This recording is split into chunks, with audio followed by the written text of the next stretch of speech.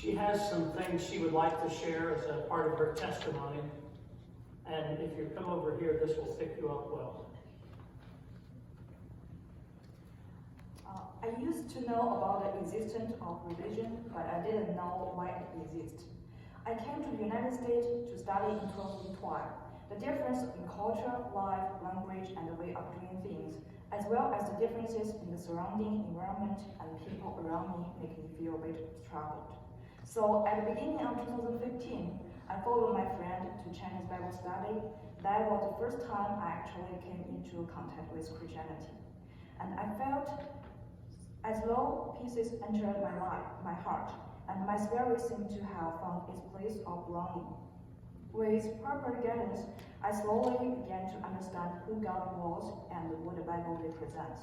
And in this process, I also slowly found myself. In the fall of 2016, I returned to China for 3 months. After coming back to the United States, I felt very homesick. I couldn't help missing my parents, and this brought me to tears. The Chinese New Year in 2017 was approaching, and the Chinese Bible study was already finished. I couldn't hold back my tears. Fortunately, Sister Bethel was by my side, so the family of Chang adopted me. And at last, I had a home in the United States. They have also become indispensable mentors in my life. This family was a turning point for me along my journey of understanding God. I accept the great positive Christian influence from this family, and my understanding of God became more mature. Naturally, I followed them here. I began to participate in church activities and further understand the church. Even in this church, I learned what a good Christian is, how to deal with the affairs of the church, and I learned about God from many angles and ways. But I always feel that I don't understand God enough. I can't rely on Him completely. In early July 2019, I participated in a retreat of more than 100 people. There was worship themes every day, as well as group discussion. Our discussion was profound and insightful. It was the team members who showed me what we young Christians should know and should do for God. They helped me ponder over how to trust the Lord more deeply. In the week after my retreat ended, I was reviewing the themes of our days every day, understanding and learning how to deal with love, interpersonal relationships, and my own relationship with God, how to comprehend faith, how to believe and rely on the Lord. I spent each day pondering over these questions. What should I do to fulfill God's will? How can I understand His words? I had many questions, yet no answers to any. Until one day, it crossed my mind. If you don't know the answer, you should let God show you. And this is the first time I had consciously put down my own burden thanks to the power of God. During this week, I also talked a lot with Sister Bethel. These in-depth thoughts have made me closer to God and more able to let go of myself.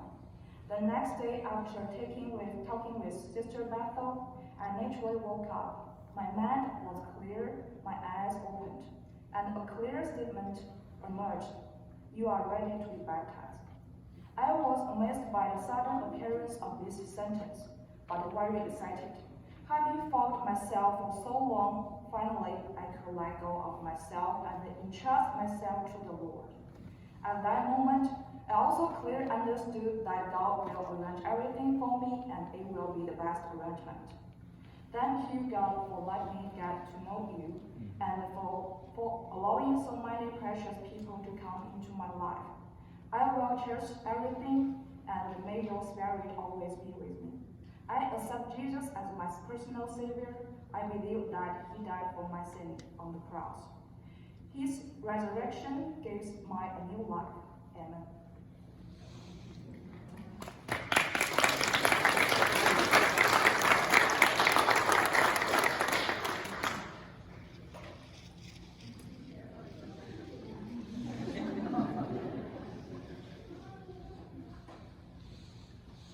I think that you have said just about everything that I want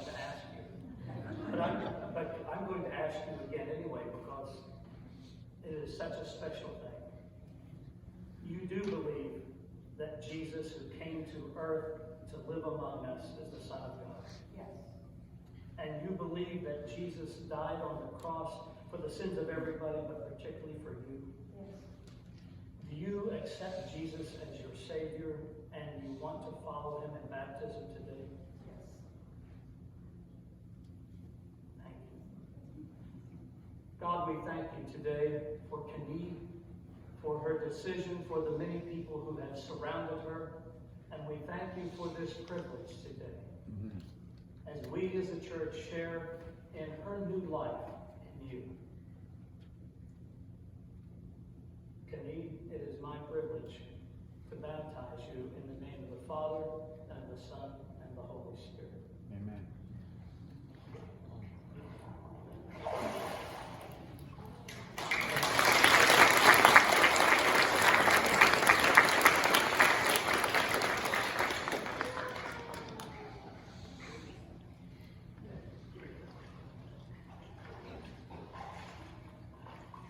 It is a joy, and I say this every time. This one has come to Jesus.